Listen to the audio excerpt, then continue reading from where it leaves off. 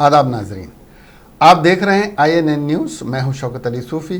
पेश हैं आज की कुछ अहम खबरें। कोरोना वबा के सबब बड़ी तादाद में शहरों से गांव की जानिब लौटने वाले महाजिर मजदूरों और गांव के लोगों को बाइख्तियार बनाने और रोज़गार के मौक़े फराहम करने के लिए वज़ीर आज़म नरेंद्र मोदी ने गरीब कल्याण रोज़गार योजना का आगाज़ करेंगे। मिस्टर मोदी शनिचर की सुबह 11 बजे बिहार के वज़ीर आला और नायब वज़ीर आला की मौजूदगी में वीडियो कॉन्फ्रेंसिंग के ज़रिए इस मुहिम की शुरुआत करेंगे। इस मुहिम के तहत 50,000 करोड़ रुपए के अवामी काम कराए जाएंगे। ये मुहिम बिहार के खगड़िया ज़िले के गांव तहसीलदार ब्लॉक बेलदूर से लॉन्च की जाएगी। बाद में 5 दीगर रियासतों के वज़ीर आला और मुतालिका वजारतों के मरकज़ी वज़ीर भी इस वर्चुअल लॉन्च में हिस्सा लेंगे। कोविड-19 वबा की पेश नज़र समाजी दूरी के ज़ाब्तों पर अमल करते हुए 6 रियासतों के 116 अजला के गाँव अवामी खिदमत के मराकिज़ और ज़राई साइंस के मराकिज़ के ज़रिए इस प्रोग्राम से वाबस्ता होंगे। तकरीबन 125 दिनों की ये मुहिम मिशन मोड में चलाया जाएगा। 50,000 करोड़ रुपए के फंड से एक तरफ महाजिर मजदूरों को रोज़गार देने के लिए मुख्तलिफ तरह के 25 कामों पर जल्द और मरकूज़ी सतह पर अमल दरामद होगा, तो दूसरी जानिब मुल्क के देही इलाकों में बुनियादी ढांचे की तामीर की जाएगी। वज़ीर आज़म नरेंद्र मोदी ने अक़वाम मुत्तहिदा सलामती कौंसिल में हिंदुस्तान को रुकन मंतखब करने में हिमायत करने वाली आलमी बरादरी का दिल से शुक्रिया अदा करते हुए कहा कि मुल्क आलमी सतह पर अमन, सिक्योरिटी, लचीलेपन और बराबरी के लिए सबके साथ मिलकर काम करेगा।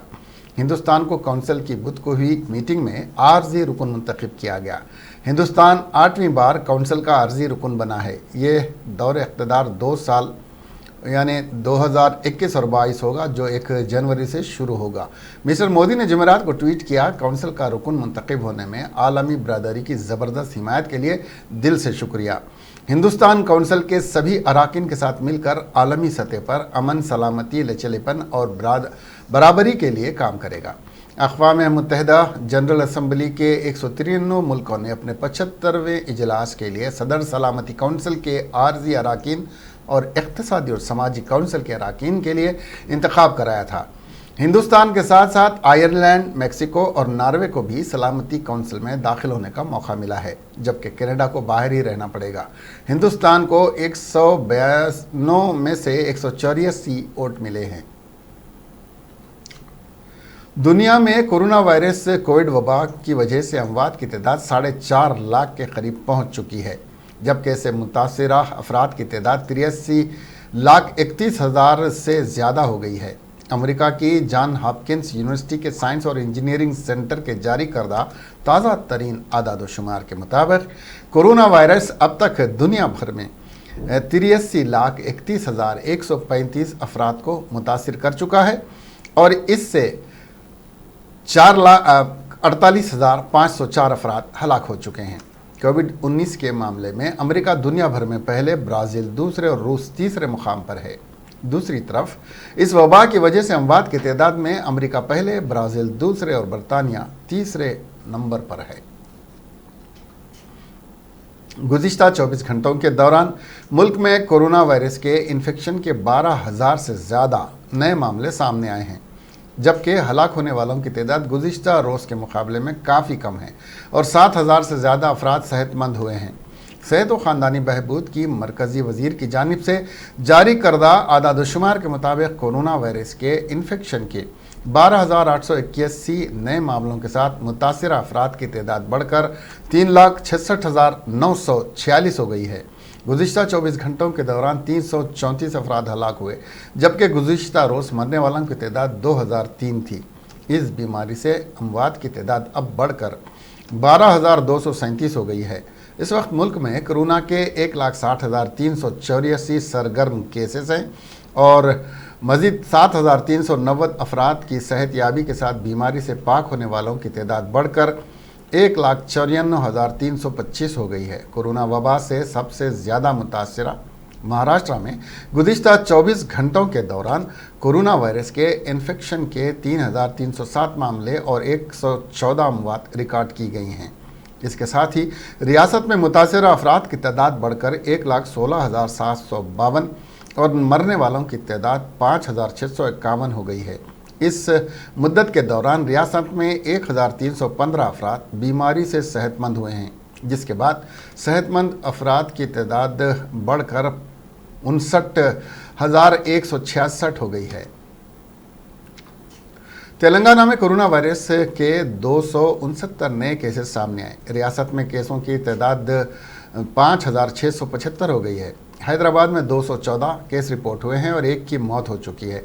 इसके साथ ही महलूकीन की तादाद 152 हो गई। इस वक्त तेलंगाना में 2,412 अफराद ज़ेर इलाज हैं।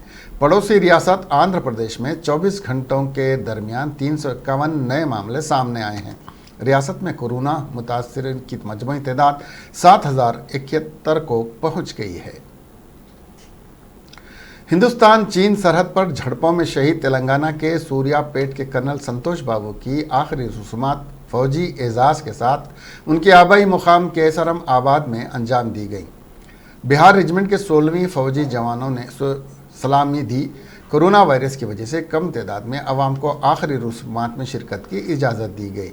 आखिरी दीदार के लिए हज़ारों अफराद सड़कों के चलकर आए और इस तेलंगाना के सपूत को खिराज अक़ीदत पेश किया। अवाम संतोष बाबू अमर रहे के नारे लगा रहे थे। सूर्यापेट और दीगर इलाकों में संतोष के एहतराम में तमाम कारोबारी इदारों को बंद रखा गया था। आखिरी रस्मात के मौके पर रियासती वजीर जगदीश्वर रेड्डी, पीसीसी सदर उत्तम कुमार रेड्डी, रुकन पार्लियामेंट कोमट रेड्डी वेंकट रेड्डी, सूर्यापेट कलेक्टर, दीगर आला हुक्काम के अलावा अवामी नुमाइंदों ने शहीद संतोष की आखिरी रसूमात में शिरकत की। संतोष बाबू ने 15 साल सर्विस में 4 मरतबे प्रमोशन हासिल किया था। रियासती हुकूमत की जानिब से वज़ीर बरक़ी जगदीश्वर रेड्डी ने नुमाइंदगी करते हुए ऐलान किया कि ज़िला सूर्यापेट में वाक़ सेंटर चौक को संतोष बाबू के नाम से मौसूम किया जाएगा और उनके अफराद ख़ानदान के तालीमी और दीगर अखराजात की किफ़ालत हुकूमत करेगी। उन्होंने कहा कि संतोष बाबू की वजह से रियासत तेलंगाना का नाम मुल्की दिफाई खिदमात में अहम रोल अदा करेगा।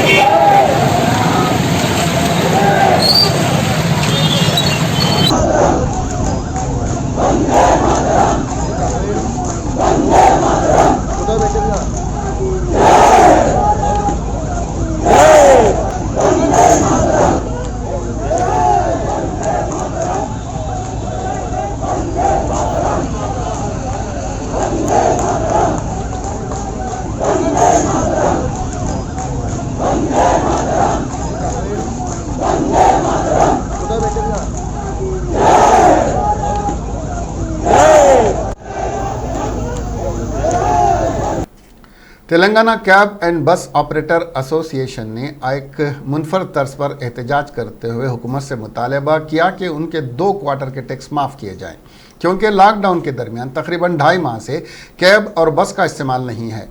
मगर हुकूमत की जानिब से जो टैक्स आयद किया गया है वो बर्दाश्त के काबिल नहीं है, क्योंकि बगैर आमदनी के बैंकों को गाड़ियों की अक़सात अदा करनी ज़रूरी है। हुकूमत टैक्स माफ़ करते हुए कैब एंड बस ऑपरेटर को राहत फराहम करे।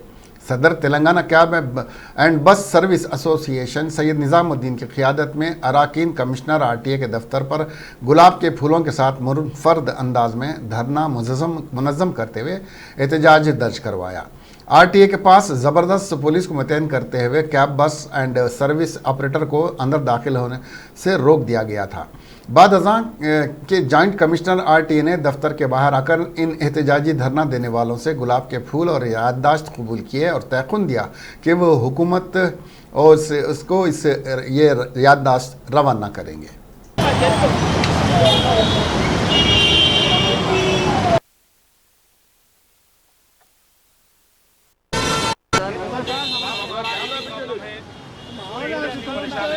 मालूम है 15 तारीख से टेम्पोररी परमिट बंद हो गया। हमारी टूरिज्म इंडस्ट्री अगले साल तक भी चलने की कोई हालात नहीं है। तो एम्प्लॉय ट्रांसपोर्टेशन की बात पूरा महीना तक जो है ना वो लोग कोई एम्प्लॉय ट्रांसपोर्टेशन स्टार्ट होता मिलेगा। ऐसे हालात में हमें रिप्रेजेंटेशन और आप लोगों की मेहरबानी ले लीजिए हमारे तरफ हमारी आवाज़ और हमारी मदद करके 2 क्वार्टर का एक्सेप्टेंस उससे ज़्यादा कुछ नहीं। वो तकलीफ में है ये record state cabs and bus operator association की जानिब से आज आरटीए कमिश्नर साहब को एक हम फूल देने के लिए आए। हम तमाम पूरे ट्रैवल एसोसिएशन के मेंबर्स यहाँ पर है। जो हम रिप्रेजेंटेशन 27 मार्च को दिए थे, उसके बाद दूसरा रिप्रेजेंटेशन 4 जून को दिया गया था। वो तमाम रिप्रेजेंटेशंस पे अमल करिए और हमारी आवाज़ को हुकूमत तक पहुंचा के हमारे को टैक्स माफ़ करो, क्योंकि आप जानते हैं कि जो है हमारे पूरे गाड़ियाँ एक जगह ठहरे हुए हैं। हम हमारे पूरे गाड़ियों में से जो गाड़ियाँ 31 मार्च के पहले जो सिलेंडर कर सकते थे वो कर दिए, क्योंकि 14 अप्रैल को फिर दोबारा जो है लॉकडाउन खुलने वाला था। इसी भरोसे से हम लोग जो है ना कई गाड़ियां जो है सिलेंडर नहीं करे। उसके बाद जब हम जाके आरटीए कमिश्नर साहब से बात करते हैं, आरटीए कमिश्नर साहब ये बोलते हैं कि जो है आप अभी हम जो है ना कोई ऐसा आपको लेने का सिस्टम नहीं है, आप ऑनलाइन डाल दो। बोले हम ऑनलाइन डाल दिए, लेकिन इसके बावजूद भी हम ये चाहते हैं, क्योंकि आज जो है पूरी इंडस्ट्री परेशान है। ये ऐसी इंडस्ट्री है जो तेलंगाना के अंदर सबसे हाईएस्ट रेवेन्यू देने में वन ऑफ द इंडस्ट्री, ये भी एक ट्रैवल एसोसिएशन इंडस्ट्री है। आज टूरिज्म जो है अगले 1 साल तक टूरिज्म चलने के कोई हालात नहीं दिख रहे। आईटी कंपनी वाले क्लियरली बोल दिए सितंबर के 30 तारीख तक कोई भी जो है ना एम्प्लॉय ट्रांसपोर्टेशन नहीं रहेगा। ऐसे हालात के अंदर हमारी इंडस्ट्री काफ़ी परेशान है। ड्राइवरों को तनख्वाह देना है, हमको जो है ईएमआई के लिए मॉनिटरियम लिए उसका इंटरेस्ट बनना है, हमको इंश्योरेंस बनना है, इलेक्ट्रिसिटी बिल बनना है, वाटर बिल बनना है, प्रॉपर्टी टैक्स बनना है। और जो है जो ये इंडस्ट्री के पीछे तकरीबन 6 से 7 लाख लोग इसके इंडस्ट्री के पीछे डिपेंड है। मैं हमारे चीफ मिनिस्टर कल्वकुंटला चंद्रशेखर राव साहब से गुजारिश करता हूँ कि चंद्रशेखर राव साहब आप हमारे इंडस्ट्री की तरफ देखिए, हमारी परेशानी को देखिए। आज इंडस्ट्री अच्छे टाइम में तो हम आपके साथ टैक्स बने, जो गाड़ी नहीं चली उसका आप टैक्स पूछ रहे या एडवांस टैक्स पूछ रहे आप। हम एडवांस टैक्स बनने के स्टेज में नहीं है। हमको जून का क्वार्टर और सितंबर का क्वार्टर 2 क्वार्टर हमारे को 100% एग्जम्पशन देना, क्योंकि आप देख सकते हैं कि जो है राजस्थान में, कर्नाटका में, गुजरात में, केरला में, पांडिचेरी में, उड़ीसा में, ये तमाम पंजाब के अंदर, ये तमाम स्टेट्स के अंदर 6 महीने तक एग्जम्पशन दिया गया है। मैं चाहता हूं कि केसीआर साहब आप पूरी तेलंगाना के हेड ऑफ द फैमिली है, आप तेलंगाना के चीफ मिनिस्टर है। जब कोई परेशान है इंडस्ट्री वाला तो हम आपके तरफ ही देखते। तो हमारी इंडस्ट्री जो आज परेशान है, हम आपसे मदद चाहते हैं, हमें 2 क्वार्टर का एग्जम्पशन दिया जाए। इसीलिए हम जो है ना जो रिप्रेजेंटेशन हम जो हुकूमत को दिए थे, वो रिप्रेजेंटेशन को लेकर हम जो है आज फूल लेकर हमारी गुजारिश करने के लिए हम एसटीए को आए हैं। Telangana state board of intermediate education की जानिब से इंटरमीडिएट साल अव्वल और दूम के नतायज जारी किए गए, जिसमें साल अव्वल में 60.1% और साल दूम में 68.86% तलबा कामयाब हुए। गुज़िश्ता सालों की तरह तालिबात ने कामयाबी हासिल करने में लड़कों के मुकाबले में अच्छा मुजाहरा किया। साल अव्वल में 66.4% लड़कियों ने कामयाबी हासिल की, जबकि 52.3% लड़कों ने कामयाबी हासिल की। साल दूम में लड़कियों की कामयाबी का तनाजुब 71.5% रहा और लड़कों का तनाजुब 62.1% रहा। इस नतीजे का ऐलान वज़ीर तालीम सबिता इंदिरा रेड्डी ने किया। इस मौके पर chief secretary education Chitra Ramachandran और commissioner board of intermediate education Syed Umar Jalil के अलावा दूसरे सीनियर ओहदेदार मौजूद थे। Available on these 3 websites: tsbie.cgg.gov.in. Second site is results.cgg.gov.in, and third one is examresults.ts. Telangana రాష్ట్రంలో కోవిడ్ నేపథ్యంలో ఇంత టెన్షన్ ఉన్నా కూడా పిల్లలు ఎగ్జామ్ రాయడం, దాంతో రిజల్ట్స్ అనౌన్స్ చేయడం చాలా సంతోషం. అందులో మంచి ఉత్తీర్ణత సాధించున్నారు, అది కూడా గర్వకారణంగా ఉంది. వారికి పిల్లలకి కూడా కంగ్రాట్స్ చెప్తూ, ఇక్కడ ఉన్న అధికారులందరూ కూడా బాగా కష్టపడుతూ ఎగ్జామ్ కండక్ట్ చేయడంలో కానీ రిజల్ట్స్ అనౌన్స్ చేసేంత వరకు బాగా పనిచేస్తున్నారు. మీకు ప్రత్యేకంగా అభినందనలు. గౌరవ ముఖ్యమంత్రి గారు ప్రత్యేకంగా దృష్టి పెట్టడం జరిగింది. ఉమర్ జలీల్ గారు జాయిన్ అయిన రోజే పిలిచి మరీ చెప్పడం జరిగింది. లాస్ట్ టైం జరిగిన చిన్న డిస్టర్బెన్స్ కూడా రాకూడదు. ఇంటర్మీడియట్ బోర్డులో ఎగ్జామ్స్ బాగా కండక్ట్ చేయండి, టైం కండక్ట్ చేయండి, అందులో రిజల్ట్స్లో మాత్రం ఏమాత్రం తేడా ఉండొద్దు అనేది చెప్పడం జరిగింది. దాన్ని దృష్టిలో పెట్టుకొని పనిచేసిన మీ అందరికీ అభినందనలు తెలియజేస్తా ఉన్నాను. లాస్ట్ మార్చ్ 4 నుండి మొదలుపెట్టిన ఎగ్జామ్స్ మొదలుపెట్టిన తర్వాత మనకి వైరస్ నుండి కొంచెం ఆ రోజు టెన్షన్ మొదలైంది. ఆ రోజు కూడా అధికారులందరూ కూడా అన్ని జాగ్రత్తలు తీసుకుంటూ పిల్లలు కరోనా వైరస్ బారిన పడకుండా అటు ఉపాధ్యాయులు కానీ లెక్చరర్స్ కానీ డిపార్ట్మెంట్ కానీ ఇంటర్మీడియట్ బోర్డ్ డిపార్ట్మెంట్ కానీ లెక్చరర్స్ కానీ అందరూ జాగ్రత్తలు తీసుకోవడం వల్ల .cgg.gov.in and third one is examresults.ts.nic.in. ప్రతి ఒక్క లొకేషన్లో 7 సర్వర్స్ ఉన్నాయి, having 800 Mbps capacity bandwidth. So it will not be a problem. ఎవరైనా అందరు ఉంటే ఇప్పుడు now that honorable minister has released the result, this result will be sent by our PRO to all the print and electronic media friends. I now SR Nagar police station से वाबस्ता 2 constables corona virus से आज मुतासिर पाए गए। इन दोनों में पिछले कुछ दिनों से कोरोना वायरस की अलामत पाई जा रही थीं। इन दोनों का टेस्ट करवाया गया, जो मुस्बित आया। इसके बाद इन दोनों को अमीरपेट के प्राकृति अस्पताल मुंतकिल कर दिया गया, जहां 4 शुबे को बंजारा हिल्स पुलिस स्टेशन से वाबस्ता 20 पुलिस ओहदेदारों का कोरोना टेस्ट करवाया गया था, जिनमें 15 पुलिस ओहदेदारों का टेस्ट मुस्बित आया था। रियासती वजीर बल्दी नज़्म व नस्र KTR ने आज चन्नारेड्डी ऑडिटोरियम में महबूब नगर, गदवाल, नारायणपेट अजला के हुदूद की म्यूनसिपलिटी पर जायजा इजलास में शिरकत की। KTR के अलावा रियासती वज़रा निरंजन रेड्डी, श्रीनिवास गौड़, मुकामी अरकान असम्बली ने भी इस इजलास में शिरकत की। KTR ने कहा कि नए म्यूनसिपलिटी में LRS के मौके का इस्तेमाल करते हुए LRS से मेला मुनक्किद किया जाएगा। इस बार LRS के मौके नए म्यूनसिपलिटी और म्यूनसिपलिटी इंतजाम किए गए गांव की हद तक महदूद रहेंगे। उन्होंने कहा कि नए म्यूनसिपलिटी के लिए LRS के मौके फराहम किए जाएंगे। उन्होंने कहा कि रियासत में 43 नए म्यूनसिपलिटी को LRS के मौके हासिल होंगे। उन्होंने कहा कि नए अजला, नारायणपेट, गदवाल में फलाही इक़दामात मौसर तरीके से अंजाम दिए जाएंगे। KTR ने म्यूनसिपल कमिश्नर को हिदायत दी कि वो वबाई अमराज की रोकथाम के लिए ज़रूरी इक़दामात करें। तेलंगाना के आदिलाबाद ज़िले में पेश आए एक सड़क हादसे में एक हाफिज़ कुरान की वालिदा और बीवी जाँ बहक हो गए, जबकि हादसे में हाफिज़ साहब और उनका भतीजा ज़ख्मी हैं। यह हादसा 4 शुबे के दिन नेरेडी गंडा के पास पेश आया।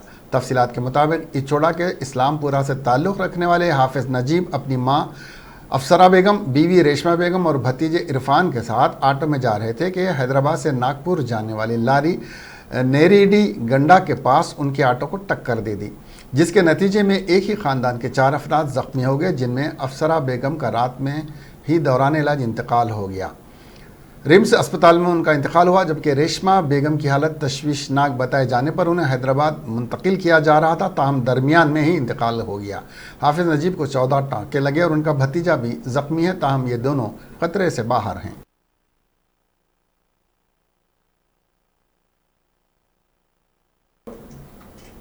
कोरोना वायरस से मुतासिर किंग कोठी अस्पताल से एक मरीज 4 शुबे को फरार हो गया था, लेकिन चंद घंटों के अंदर ही उसको उस वक्त पकड़ लिया गया जब वो अपने गांव थरूर की तरफ जा रहा था। तफसीलात के मुताबिक ये शख्स एक ओल्ड एज होम में मुलाजिमत करता था। उसमें कोरोना वायरस की अलामत पाई गई। टेस्ट करवाने पर कोरोना वायरस से मुतासिर पाया गया, जिसको किंग कोठी अस्पताल में शरीक करवाया गया। 4 शुबे की सुबह मरीज अस्पताल से गायब हो गया। मालूम हुआ कि सूर्यापेट जाने के लिए LB नगर गया ताकि वहां से बस में सवार हो जाए और वहां से थरूर जाने वाली बस में सवार हो गया और अपने भाई को फ़ोन पर बताया कि वो घर वापस आ रहा है। इस मौके इस मरीज़ के भाई ने फ़ौरन पुलिस और हेल्थ केयर अहदेदारों को इसकी इत्तला दी। उन्होंने बस को रुकवाकर मरीज़ को बस से उतार कर वरंगल के MGM अस्पताल को मुंतकिल कर दिया।